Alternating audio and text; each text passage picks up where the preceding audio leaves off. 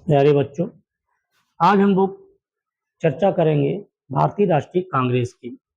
कांग्रेस की स्थापना क्यों की गई, कांग्रेस के अधिवेशन क्यों किए गए, इन सब विषयों पर हम लोग चर्चा करेंगे। सबसे पहले जाने कि कांग्रेस शब्द कहाँ से लिया गया है।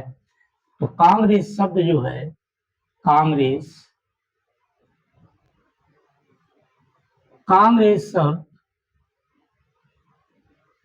उत्तरी अमेरिका से लिया गया है।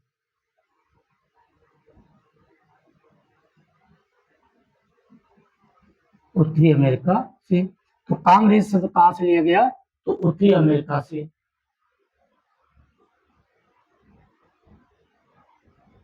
लिया गया। कांग्रेस शब्द का अर्थ क्या है? कांग्रेस शब्द का अर्थ क्या है? जनता की सभा या लोगों की सभा, जनता की सभा। तो कांग्रेस शब्द का अर्थ है जनता की सभा। जब कांग्रेस की स्थापना हुई उस समय ब्रिटेन का प्रधानमंत्री कौन था? तो ब्रिटेन के प्रधानमंत्री थे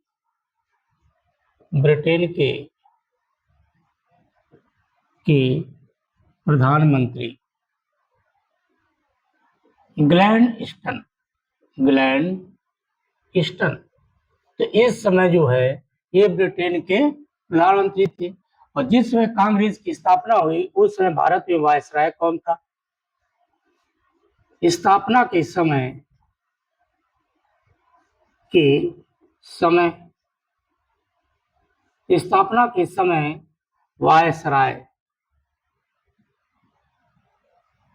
वायसराय कौन था?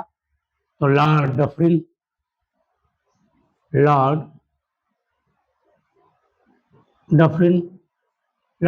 जो थे, जब कांग्रेस की स्थापना हुई है उस समय भारत के वायसराय थे। डफरिन के दिमाग की उपस्थिति, कांग्रेस की स्थापना का श्रेय जो जाता है वो डफरिन के दिमाग की उपस्थिति। डफरिन का मानना था कांग्रेस अल्पसंख्यक है। कांग्रेस के जन जन को दबाने के लिए इनके दिमाग की उपस्थिति की कांग्रेस की स्थापना किया जाए, क्योंकि कांग्रेस के जितने भी उदारवादी या क्रांतिकारी या स्वच्छाग्रह वाले जो विचारक लोग हैं वो इसी अधिवेशनों में लगे रहेंगे। तो इनका मानना था, इनके दिमाग की उपस्थिति, कांग्रेस की स्थापना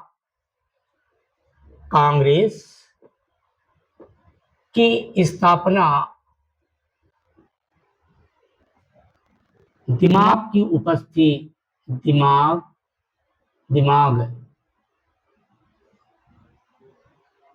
की उपज वो किसकी थी? तो डफरिन की। लेकिन डफरिन ने स्थापना नहीं किया, इनके दिमाग में एक चीज आई कि कांग्रेस की ये विचारा करते रहे। तब तक स्कॉटलैंड निवासी ए.ओ. ह्यूम ने भारतीय राष्ट्रीय कांग्रेस की स्थापना कर दी। ए.ओ. ह्यूम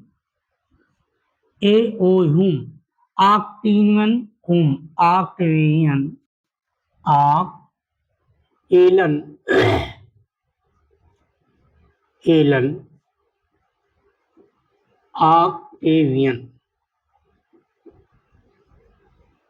ये इनका पूरा नाम था। ए.ओ. ह्यूम ने 28 दिसंबर 1885 को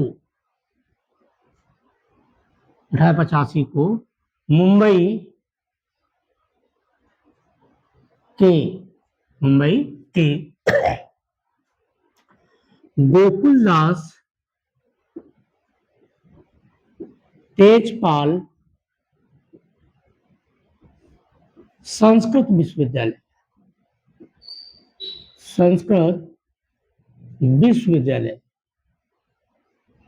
तो इस तरह कांग्रेस की स्थापना ये हम कर रहे हैं, कहाँ कर रहे हैं? तो गोकुलदास तेजपाल संस्कृत विश्वविद्यालय, कहाँ पर? मुंबई में।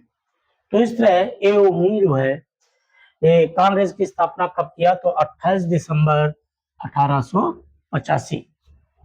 ए ह्यूम निवासी कहाँ थे? ए ओ ह्यूम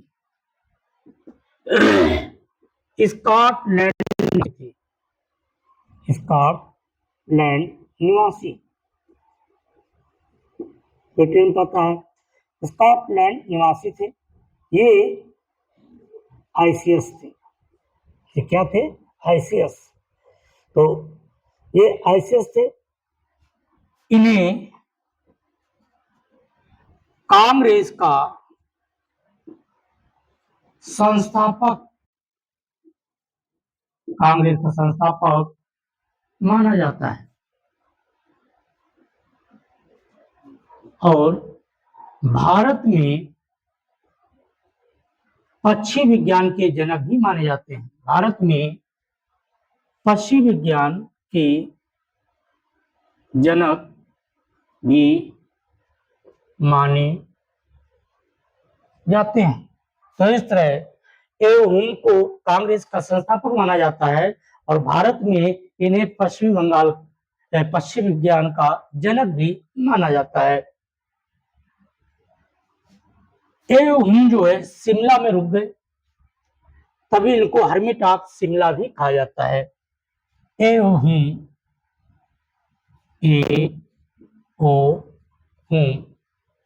को हर्मिट ऑफ शिमला कहा जाता है।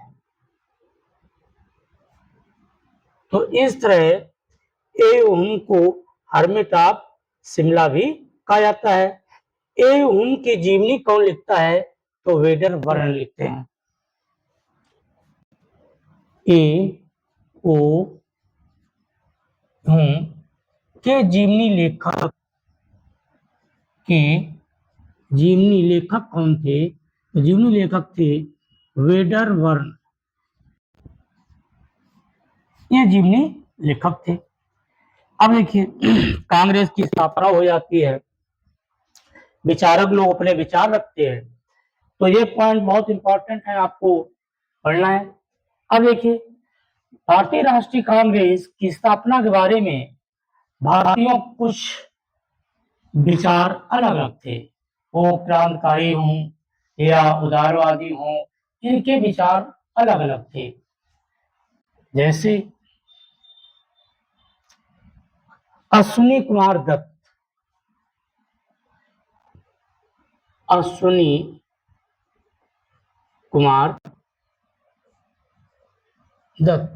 इन्होंने कहा कांग्रेस की स्थापना के बारे में कि 3 दिन का तमाशा है। 3 दिनों का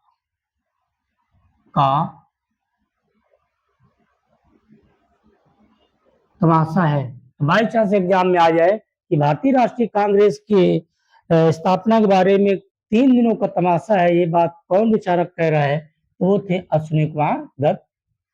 फिर लिखते हैं बाल गंगाधर तिलक ने कहा कि वर्ष में एक बार टकराए तो कुछ नहीं हो सकता है। वर्ष में एक बार टकराए तो कुछ भी संभव नहीं। तो वर्ष में एक बार टकराए तो कुछ भी संभव नहीं, ये विचारक अपनी बात रख रहे हैं। लॉर्ड कर्जन, ये गवर्नर जनरल है 1905 के दौरान। तो देखिए लॉर्ड कर्जन, इनका एक कथन कई बार एग्जाम पूछा गया है।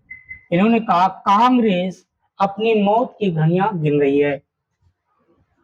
कांग्रेस अपनी मौत की घड़ियां गिन रही है। तो इस तरह लॉर्ड कर्जन ने क्या कहा कि कांग्रेस जो है वो मौत की घड़ियां गिन रही है। लाला लाजपत राय ने क्या कहा? लाला लाजपत राय, लाला लाजपत ने कहा था कि डफरिन के दिमाग की उपस्थिति शिक्षित भारतीयों का राष्ट्रीय मेला है। कांग्रेस की स्थापना के बारे में कहा इन्होंने कि डफरिन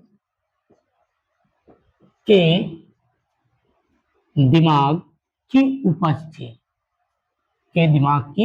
उपस्थिति शिक्षित भारतीयों का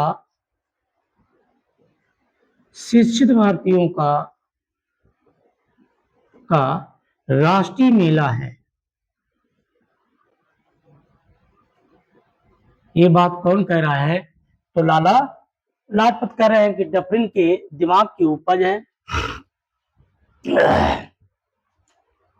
फिर देखते हैं डफरिन क्या कहता है। डफरिन कहता है कि कांग्रेस अल्पसंख्यक का नेतृत्व करती है। कांग्रेस अल्पसंख्यक का नेतृत्व करती है जिसकी संख्या सूक्ष्म है। तो इस तरह ये विचार अपने अपने भारतीय राष्ट्रीय कांग्रेस की स्थापना के बारे में कहा है। भारतीय यूनियन संघ, तो पहले कांग्रेस का नाम दिया गया भारतीय यूनियन संघ और दादा भाई नौरोजी ने कर दिया भारतीय राष्ट्रीय कांग्रेस। तो भारतीय यूनियन संघ ये किसने बनाया था? तो एओ ह्यूम ने बनाया था। दादा भाई नौरोजी के नेतृत्व में बन गई भारतीय राष्ट्रीय कांग्रेस। अब बात करते हैं भारतीय राष्ट्रीय कांग्रेस के सर्वाधिक बार अध्यक्ष कौन कौन बने। तो देखिए दादा भाई नौरोजी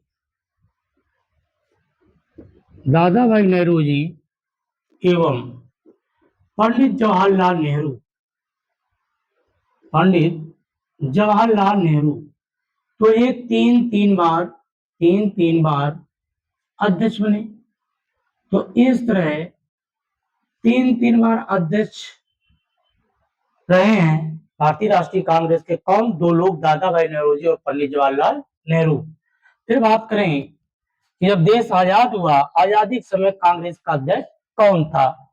स्वतंत्रता के समय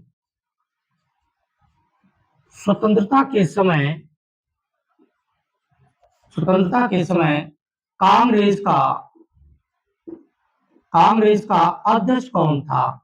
तो ये एग्जाम में कई बार प्रश्न बना है कि स्वतंत्रता के समय कांग्रेस का अध्यक्ष कौन था? तो जेवी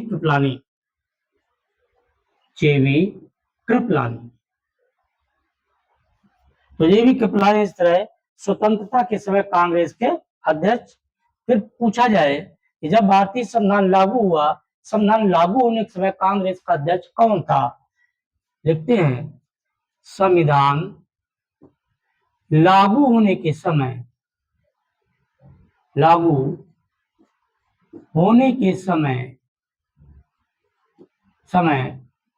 अध्यक्ष। तो संविधान लागू कब हुआ? तो 1950 में। तो इस तरह संविधान लागू होने के समय कांग्रेस का अध्यक्ष कौन था? पुरुषोत्तम दास तो पुरुषोत्तम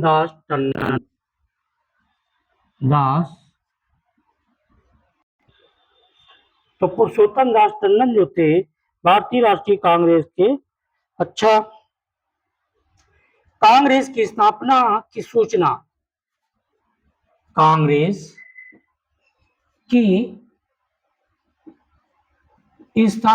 सूचना कौन सा समाचार पत्र देता है? तो द हिंदू। तो इस द हिंदू समाचार पत्र देता है सूचना।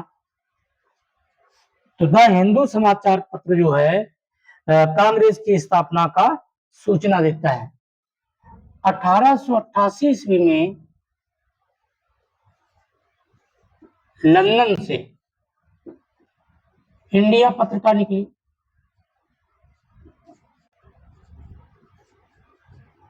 निकली। निकाला कौन? William Digby. William Digby. तो इस तरह लंदन से ये पत्रिका निकलती है, विलियम डिग्बी।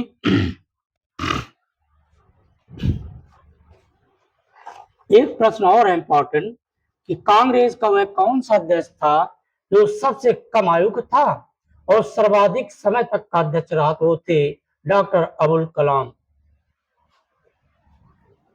सर्वाधिक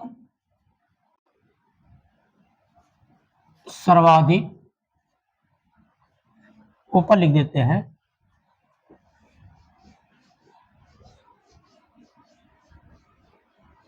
सर्वाधिक समय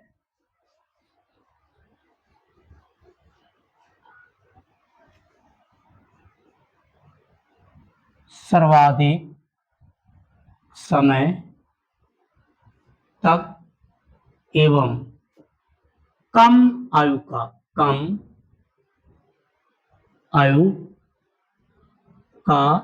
अध्यक्ष। कम आयु का अध्यक्ष कौन? अबुल कलाम आजाद। अबुल कलाम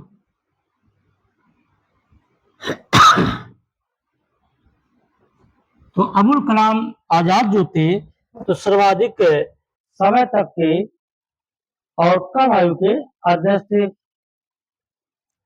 अब हम बात करें भारतीय राष्ट्रीय कांग्रेस अधिवेशनों की। तो भारतीय राष्ट्रीय कांग्रेस अधिवेशनों की जब बात करें तो कांग्रेस 3 चरणों में बटी थी। कांग्रेस के 3 चरण। कांग्रेस के वो 3 चरण कौन थे तो जान लेते हैं। पहला चरण था उदारवादी लोग। उदारवादी में फिरोज शाह मेहता, दादा भाई नौरोजी, सुरेंद्रनाथ बनर्जी, ये सब उदारवादी। ये पहला चरण था इनका। चरण 1885 से 1905। और दूसरा चरण था, ये पहला चरण प्रथम, दूसरा चरण 1905 से ये क्रांतिकारी चरण था। क्रांतिकारी 1905 से 1919। और ये तीसरा चरण था, तीसरा चरण 1919 से और 1947 कह दें या 50 कह दें तो 1919 से 1947। इसको हम कहेंगे सुरक्षा घेरा।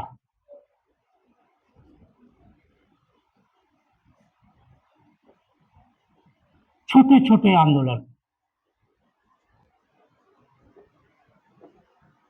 Safety bulb. इस तरह कांग्रेस के 3 चरण। तो पहले चरण में हम लोग पढ़ेंगे 1885 से 1905। दूसरे चरण में पढ़ेंगे हम लोग 1905 से 1919। और तीसरे चरण पढ़ेंगे 1919 से 1947। तो अगले पार्ट में हम लोग पढ़ते हैं। और ये पूरे कथन और ये डाटा आपको अपने नोट्स में बनाना है। धन्यवाद।